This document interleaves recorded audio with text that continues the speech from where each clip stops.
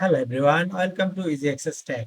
In this quick tutorial, I show you how you can add quote on a Twitter or X post. This is very easy. So let's start. First things is first. Now open Twitter or X app on your device.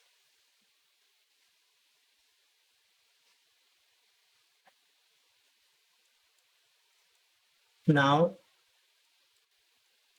find a post which you add quote. I add quote on this post. For this, tap here.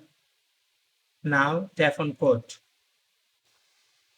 Now here type anything.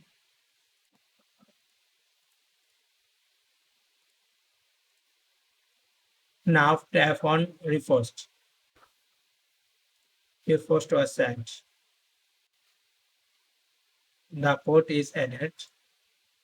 To find this, tap here and then tap on profile. Here is this quoted post. That's it for now. I hope you enjoyed this video. If you think this post is helpful, please like this and as well as subscribe our channel. Thank you.